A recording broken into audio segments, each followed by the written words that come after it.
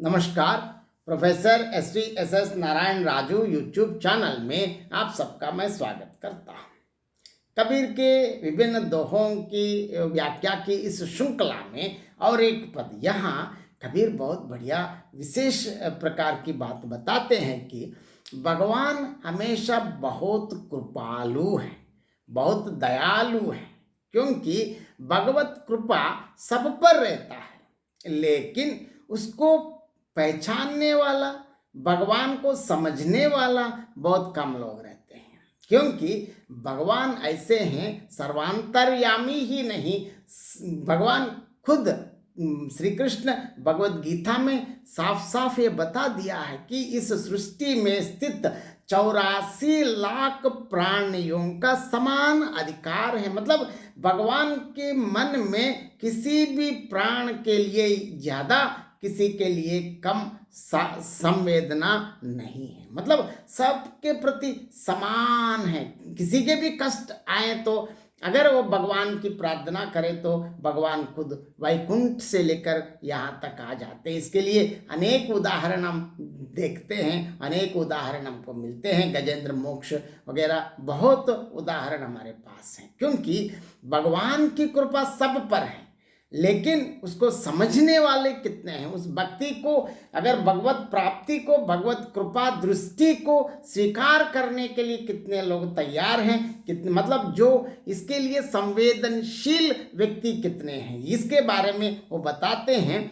जिरमिर बरसिया पाहन ऊपर मेह, माटी गली सैंजल भाई पाहन वो ही ते हो। देखिए कबीर की हमेशा वही, मुझको कबीर के पंक्तियों में इसलिए मुझको बहुत अच्छा लगता है, इतनी कठिन विषय को भी बहुत सरल उदाहरण के माध्यम, क्योंकि ये उदाहरण प्रयोग करने की जो क्षमता है, मैं कबीर के, इसलिए कबीर के उदाहरणों से मैं बहुत प्रभावित हूँ, क्योंकि एक अध्यापक के नाते। क्योंकि अध्यापक हमेशा उदाहरण इसलिए बताते हैं कि विद्यार्थियों को आसानी से समझ में आ जाए। हाँ, इसलिए मैं कबीर को कहता हूँ ये संत है, ये बाकी सब चीज़ों पे मेरा कोई आपत्ति नहीं, लेकिन मैं ये भी जोड़ना चाहता हूँ, कबीर सच्चे अर्थों में एक उत्तम अध्यापक कह सकते हैं।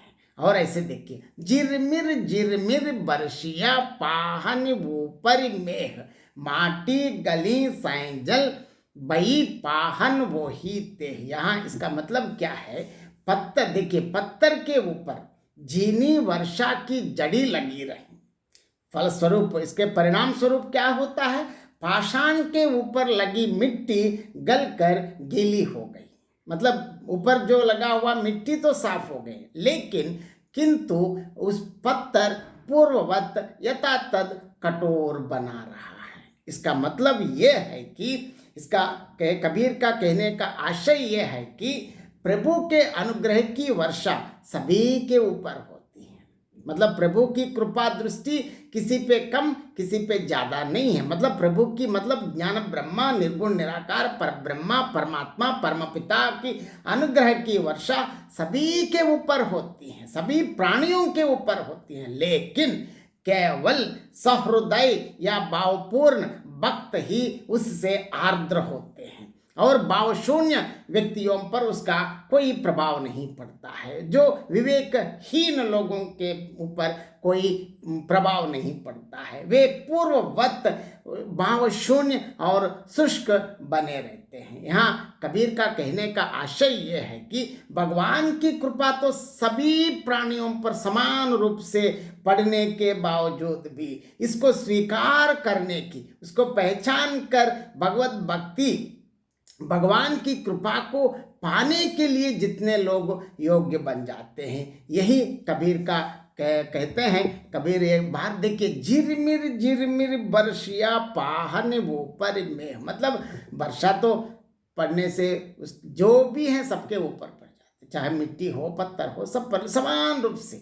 लेकिन ऐसे कठिन से कठिन के पत्थर पर भी पड़ने पर भी ऊपर जो मिट्टी वगैरह रहता है तो वो साफ हो जाते हैं, लेकिन उस पर भी प्रभाव पड़ा। लेकिन पत्थर यथावत पूर्ववत, ऐसे जैसे कि तैसे वैसे ही कठिन पाषाण रहते हैं। इसका मतलब क्या है?